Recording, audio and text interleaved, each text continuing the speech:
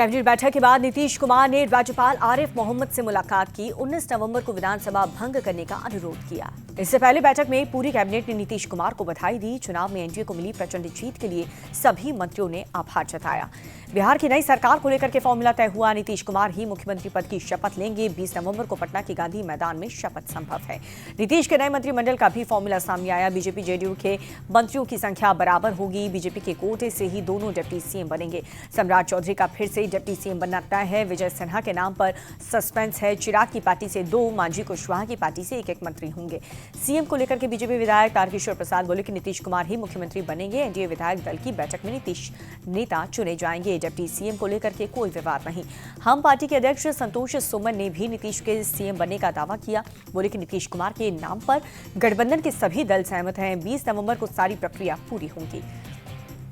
पटना में कल बीजेपी विधायकों की बैठक। सुबह 10 बजे पार्टी दफ्तर के अटल सभागार में मीटिंग। बैठक में चुना जाएगा विधायक दल का नेता। केंद्रीय मंत्री जितन राम मांझी का बयान। बोले कि मुझे हमेशा से विश्वास था कि नीतीश कुमार के मुख्यमंत्री पद के उम्मीदवार बनना पर हम जीतेंगे। जितन राम मांझी ने कहा कि मैं अपनी पार्टी के लिए कुछ भी नहीं मांगूंगा। बोले कि सरकार बनाने की तैयारियां चल रही हैं। हरियाणा के मंत्री अनिल विज ने कहा कि बिहार में जो भी दुर्गति कांग्रेस की हुई है उससे उन्हें सबक लेना चाहिए।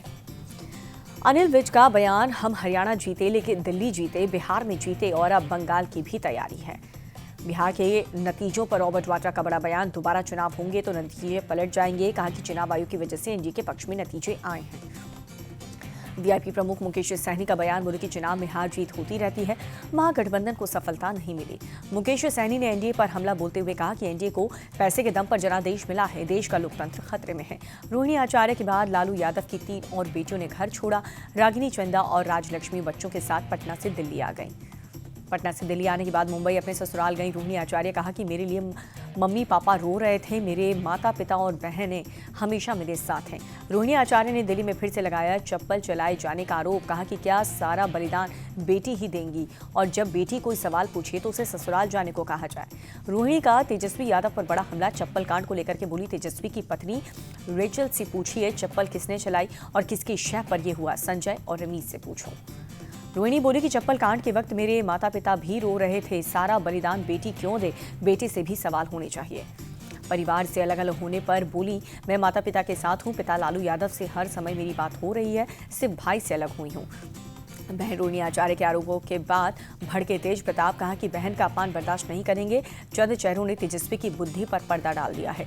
तेज प्रताप ने सोशल मीडिया पर पोस्ट शेयर किया। लिखा कि पिताजी सिर्फ एक इशारा करें, इन जयचंदों को जमीन में गाड़ देंगे। रोहिणी आचार्य के आरोप पर राबड़ी देवी के भाई साधु यादव ने तेजस्वी को घेरा। कहा कि जो बाहरी व्यक्ति से बहन का अपमान करवा सकता है वो कुछ भी करवा सकता है। साधु यादव ने लालू यादव से पूरे मामले में दखल देने की अपील की। कहा कि रोहिणी के साथ जो कुछ भी हुआ वो गलत हुआ।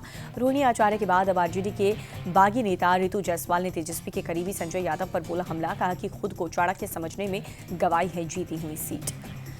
लालू परिवार में कलह पर बीजेपी का बयान। सोचिए ये लोग सत्ता में होते तो बहन बेटियों के साथ कैसा सलूक करते हैं। बीजेपी नेता अश्विनी चौबे बोले लालू यादव अपने कर्मों का फल भोग रहे हैं। उन्होंने बिहार को जातियों में बांटा, अब उनका परिवार बट रहा है। रोहिणी आचार्य को लेकर के बीजेपी प्रदेश अध्यक्ष दिलीप जायसवाल बोले रोहिणी ने किडनी दे करके लालू की जान बचाई, उसके साथ ऐसा व्यवहार ठीक नहीं। लालू परिवार को लेकर के गिरिराज सिंह बोले पीएम ने पहले ही कहा था कि चुनाव के बाद लालू परिवार बिखर जाएगा। लोकतंत्र में परिवारवाद खत्म होने का समय आ गया है। रोहिणी के घर छोड़ने पर जितन राम मांझी का बयान। बोले कि रोहिणी और दूसरी बहनों का घर छोड़ना दुखद है। तेजस्वी ने ऐसा क्यों किया ये जांच का विषय है। घटनास्थल पर हद बचाव का काम जारी। हादसे पर तेलंगाना सीएम रेवंत रेड्डी ने दुख जताया। हैदराबाद से सांसद ओवैसी ने भी संवेदनाएं व्यक्त की। सीएम रेवंत रेड्डी ने मुख्य सचिव को हादसे की विस्तृत जानकारी जुटाने के निर्देश दिए। विदेश मंत्रालय और सऊदी स्थित दूतावास भी संपर्क साधने का आदेश। ओवैसी ने विदेश मंत्री एस जयशंकर से शवों को वापस जल्द से जल्द भारत लाने की अपील की है। घायलों को उचित इलाज उपलब्ध कराने का भी अनुरोध किया। सऊदी बस हादसे में बाद जेदा स्थित भारतीय दूतावास ने कंट्रोल रूम स्थापित किया, हेल्पलाइन नंबर भी जारी किया। विदेश मंत्री एस जयशंकर ने सऊदी बस हादसे पर दुख जताया। रियाद स्थित दूतावास को दुर्घटना से प्रभावित भारतीय नागरिक और उनके परिवार को सहायता पहुंचाने के निर्देश दिए। सऊदी बस हादसे पर प्रधानमंत्री मोदी ने दुख जताया। मृतक के परिवार वालों के प्रति संवेदनाएं व्यक्त की। घायलों को जल्द ही ठीक होने की प्रार्थना की। आर्मी चीफ बोले, आतंकवाद को बढ़ावा देने वालों को करारा जवाब देंगे। पानी और खून एक साथ नहीं चल सकता। जनरल द्विवेदी बोले, अगर आप ब्लैकमेल करेंगे तो हम शांत नहीं बैठेंगे। 7 मई को हुए ऑपरेशन सिंदूर पर सेना प्रमुख ने कहा कि मूवी शुरू भी नहीं हुई थी कि हमने पाक को 88 घंटों में ही समझा दिया। फरीदाबाद टेरर मॉड्यूल मामले की जांच तेज हुई। क्राइम ब्रांच ने अल फलाह यूनिवर्सिटी के चेयरमैन जावेद अहमद को पूछताछ के लिए समन भेजा। दिल्ली कार ब्लास्ट मामले में कानपुर का GSVM मेडिकल कॉलेज फिर से चर्चा में है। मेडिकल कॉलेज के डॉक्टर्स पर जांच एजेंसी की नजर है।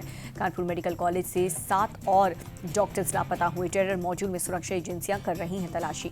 अल फलाह यूनिवर्सिटी पर बुलडोजर एक्शन की तैयारी। जांच के बाद गिराए जा सकते हैं अवैध निर्माण। सूत्रों के अनुसार सरकारी ग्रामीण रास्तों पर यूनिवर्सिटी का कब्जा। ब्लास्ट को लेकर के हरियाणा की नूह में जांच। दिल्ली पुलिस ने हिदायत कॉलोनी में जांच की है। दिल्ली ब्लास्ट मामले में एजेंसी की जांच तेज हुई। सूत्रों के मुताबिक पिछले साल से एक सुसाइड बॉम्बर ढूंढ रहा था उमर पर सुसाइड बॉम्बर तैयार करने की जिम्मेदारी थी। जसीर उर्फ दानिश को सुसाइड बॉम्बर बनाना चाहता था उमर। दानिश को अल फलाह यूनिवर्सिटी के पास कमरे में रखा था। आतंकी शाहीन को लेकर के बड़ा खुलासा हुआ। यूपी के 3 शहरों में शाहीन के बैंक अकाउंट मिले। करोड़ों का लेन देन हुआ। लखनऊ, कानपुर, सहारनपुर में थे बैंक अकाउंट्स। आतंकी शाहीन ने भाई परवेज को भी रकम भेजी थी। शाहीन वीडियो कॉल पर चलाती थी जिहादी क्लास। व्हाट्सएप ग्रुप में 100 से ज्यादा लोगों को जोड़ा था। कट्टरता का पाठ पढ़ाते थे शाहीन और भाई परवेज। युवाओं को आतंकी बनाने के लिए करते थे भड़काऊ बयानबाजी। जैश के आतंकियों से मिले थे आतंकी उमर और मुजम्मिल। तुर्की में जैश के आतंकियों से हुई थी मुलाकात। आतंकियों से मुलाकात के बाद जुटाया था विस्फोटक। शामली पहुंचे कांग्रेस प्रदेश अध्यक्ष अजय राय। दिल्ली विस्फोटक में जान गंवाने वाले नुमान अंसारी के परिवार से मुलाकात की थी। अजय राय ने सरकार से की मांग। कहा कि पीड़ित परिवार को 1 करोड़ रुपए की सहायता के साथ एक सरकारी नौकरी दी जाए।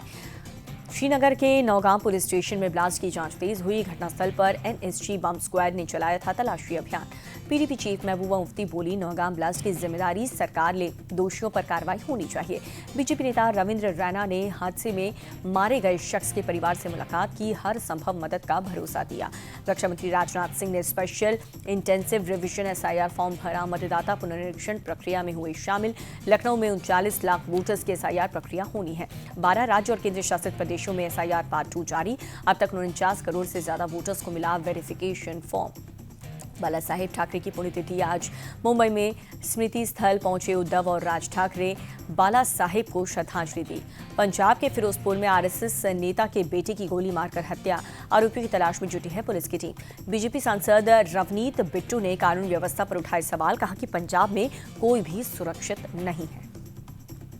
केरल में RSS वर्कर आनंद के थम्पी ने दी जान। निकाय चुनाव में बीजेपी से टिकट न मिलने पर सुसाइड की बात की। आनंद के थम्पी के सुसाइड पर बोले कांग्रेस सांसद शशि थरूर, बीजेपी को इसकी जांच करानी चाहिए। पार्टी में आखिर क्या चल रहा है। गुजरात के गांधीनगर में अतिक्रमण के खिलाफ बुलडोजर एक्शन। सरकारी जमीन पर बनी अवैध दरगाह को ध्वस्त किया गया। सोनभद्र में पत्थर की खदान धंसने के बाद दूसरे दिन भी रेस्क्यू अभियान। NDRF और SDRF की टीम राहत बचाव के काम में जुटी। अब तक 6 लोगों की मौत। शनिवार को धंसी थी खदान। यूपी के शाहजहांपुर में STF का बड़ा ऑपरेशन। लूटपाट के 5 शातिर बदमाशों को दबोचा। खूंखार बदमाश अब्बास गाजी के सीने पर मारी गोली। बदमाशों की गोली लगने से एक जान घायल। लखनऊ, कानपुर, देवबंद और मुरादाबाद समेत कई शहरों में ATS का छापा। 1 दर्जन से ज्यादा संदिग्ध से पूछताछ। शाहीन और परवेज के पथ संपर्क में होने का खुलासा। नोएडा के सेक्टर 18 स्थित कृष्णा प्लाजा में शॉर्ट सर्किट से आग। दमकल की 15 गाड़ियों ने आग पर काबू पाया। हादसे में किसी के भी हताहत होने की खबर नहीं। प्रतापगढ़ में पुलिस और बदमाश के बीच मुठभेड़ हुई। 2 बदमाश गिरफ्तार हुए। 1 दर्जन से ज्यादा मामलों में आरोपी। पिस्टल बाइक भी बरामद। सीतापुर में पुलिस की बदमाशों से मुठभेड़ हुई। जवाबी कार्रवाई में घायल हुआ बदमाश। घायल बदमाश का इलाज के लिए अस्पताल में कराया गया भर्ती। बदमाश से चल रही है पूछताछ। महाराष्ट्र के छत्रपति संभाजीनगर में PMO का फर्जी सचिव गिरफ्तार। CM फडणवीस के कार्यक्रम में फर्जी अधिकारी बन करके घूम रहा था। पुलिस ने एक साथी को भी हिरासत में लिया। गैस पाइपलाइन में खराबी के चलते मायानगरी मुंबई में CNG की शॉर्टेज हुई। नवी मुंबई और ठाणे में भी CNG की सप्लाई बाधित। लखनऊ में चल रहे उत्तराखंड महोत्सव में पहुंचे मुख्यमंत्री योगी। कार्यक्रम में आए लोगों को संबोधित किया।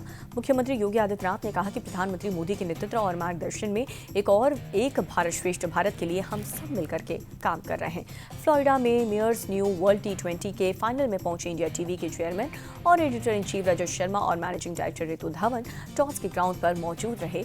रजत शर्मा। रजत शर्मा ने वेस्टइंडीज के पूर्व क्रिकेटर और लीग के एम्बेसडर विवियन के साथ क्रिकेट पर चर्चा की है। दोनों ने भारत की तरह अमेरिका में क्रिकेट के शानदार भविष्य की उम्मीद जताई। रजत जी और रितु जी ने अवार्ड सेरेमनी में खिलाड़ियों को ट्रॉफी दी। इस मौके पर रजत जी को एक मेमोरियल कॉइन दिया गया। दिल्ली के इंडिया गेट इलाके में बेहद खराब श्रेणी में पहुंचा प्रदूषण का स्तर। धुंध की मोटी परत में छिपा इंडिया गेट, सांस लेना मुहाल हुआ। दिल्ली के आनंद विहार इलाके में सांस लेना हुआ मुश्किल। एयर क्वालिटी इंडेक्स 383 दर्ज। बेहद खराब श्रेणी में पहुंचा प्रदूषण का स्तर। धुंध के चलते विजिबिलिटी काफी कम हुई। दिल्ली के अक्षरधाम इलाके में भी प्रदूषण बढ़ा। AQI 382 दर्ज। धुंध की सफेद चादर में छिपा अक्षरधाम मंदिर। श्रीनगर में रोइंग चैंपियनशिप का आयोजन हुआ। वाटर स्पोर्ट्स में युवाओं की भागीदारी को बढ़ावा देने के लिए आयोजन किया गया। बांग्लादेश की पूर्व PM शेख हसीना को फांसी की सजा। बांग्लादेश के इंटरनेशनल क्राइम ट्रिब्यूनल ने सुनाया फैसला।